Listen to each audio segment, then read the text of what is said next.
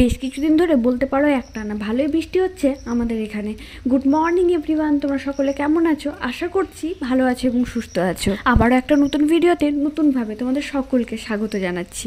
কয়েকদিন আগে সামার সিজনে যে পরিমাণে গরম ছিল, বলতে পারো বর্ষাকালে ঠিক ততটাই দিন রাতে বৃষ্টি শুরু হয়েছে। সামনেই আবার রথযাত্রা, সেটারও অগ্রিম শুভেচ্ছা জানাচ্ছি তোমাদের সকলকে। বৃষ্টির দিনে আর কিছু না হলেও এই ঠান্ডা ঠান্ডা ওয়েদারে ঘুমাতে কিন্তু সেই ভালো লাগে। ঘুম থেকে উঠে ফ্রেশ হয়েছি, কেবল স্নানটা এখনো হয়নি। সকাল সকাল তো সেই কাজ নিয়ে বসেছে তুমি।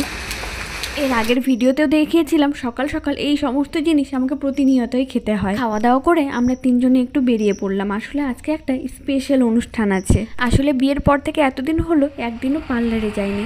আমি যেই দিদিটার কাছে কাজগুলো করতাম সেই দিদিটাকে ফোন করেছিলাম, সেই দিদিটাও বাড়িতে নেই। বলো। হ্যালো গাইস, তোমরা কেমন আছো? আমার নাম অদ্রিকা দাস। কোন ক্লাসে পড়ো তুমি? 1।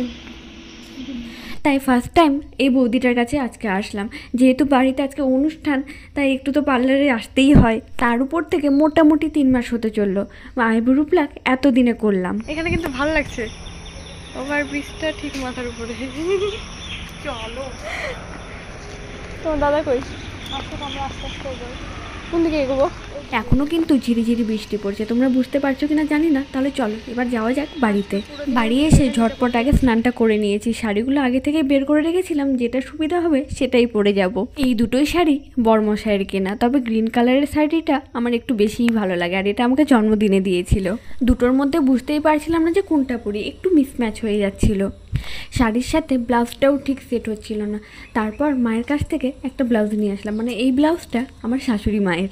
অনেক দিন পর আমার এই অলংকারগুলো আবার বের করলাম, আর গয়না পরতে আমার একটু বেশিই ভালো লাগে। বিয়ের পর কিছুদিন পরেছিলাম ঠিকই, তারপরে আবার খুলে রেখেছি। আবার আজকে বের করলাম, ইচ্ছা হলো যে একটু পরি। শাখা পলা চুড়ি সমস্ত কিছুই আবার বের করলাম। আর এই পলা ব্রেসলেটটা তো আমি এমনিতেই পরে থাকি, সেই সাথে ভাবলাম যে অনেক দিনই হলো একটু চিকটাও বের করি। তবে আমার নিজের চিকটা আমার নিজেরই সত্যিই খুব ভালো লাগে, একটা ইউনিক কালারের কম্বিনেশন। তোমাদের সাথে গল্প করতে করতে রেডি হয়ে গেছি, আর অনেক দেরিও হয়ে গেছে। তাহলে চলো আর দেরি করছি না, এবার আমাদেরকে তো বেরোতে হবে। মাসিমণির বাড়িতে অলরেডি রান্না বান্না শুরু হয়ে গেছে, মানে অনুষ্ঠানের প্রিপারেশন শুরু হয়ে গেছে। আমাদের একটু দেরি হয়ে গেল আজকে।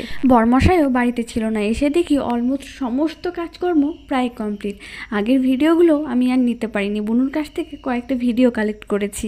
রান্না বান্নাও হয়েছিল কিন্তু অনেক কিছু, মাছ মাংস পনির ফ্রাইড রাইস সবজি ডাল আরও অনেক কিছুই ছিল। তবে অনুষ্ঠান বাড়ি বুঝতেই পারছো ব্যস্ততা একটা পরিবেশ, ভিডিওগুলো খুব একটা কালেক্ট করতে পারিনি। সত্যি ভালো লাগছে, দেখো।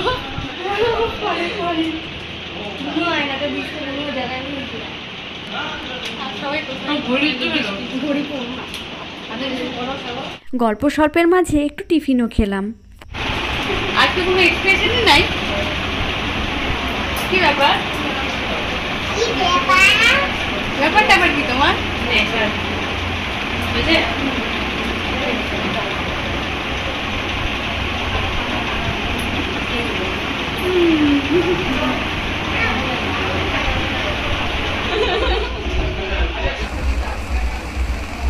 ওটা কিসের এক্সপ্রেশন জুম ওটা?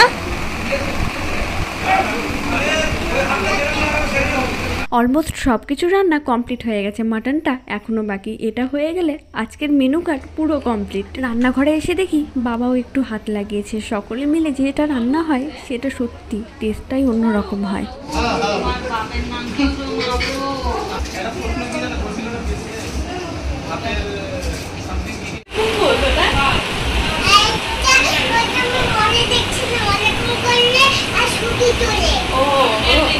এরকম করলে ছবি তোলে।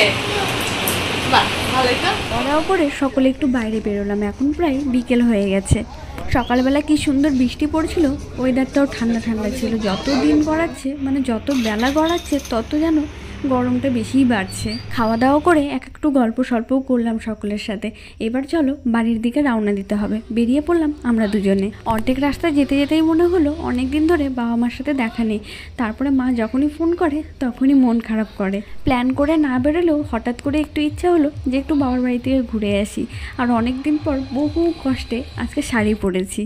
শাড়ি পরার অভ্যাসটা আমার এখনও হয়ে ওঠেনি, বলতে পারো 1-1.5 ঘন্টারও বেশি সময় লেগেছে শাড়িটা পরতে। তাই ভাবলাম মাকে একটু সারপ্রাইজটা দিয়েই আসি।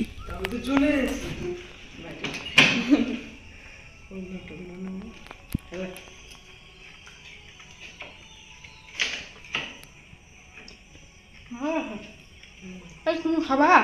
তোমার জন্য একটা। না তুমি কেন? ভালো লাগছে। তুমি খেয়ে নাও না, তুমি খেয়ে নাও, বাড়ি থেকে আমি নিয়ে নেবো।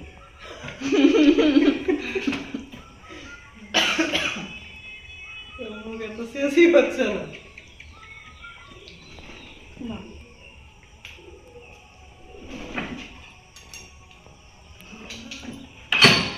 আমাদের গজু এখন নাকি অনেকটা ভদ্র হয়ে গেছে। সেই প্রথম কত ছুটোছুটি করিয়েছে ওর পিছনে আমাকে। এখন নিজের কাজ নিজেই করে, ঠিকমতো খাওয়া দাওয়াও করে, একটু শান্ত হয়ে গেছে বলে।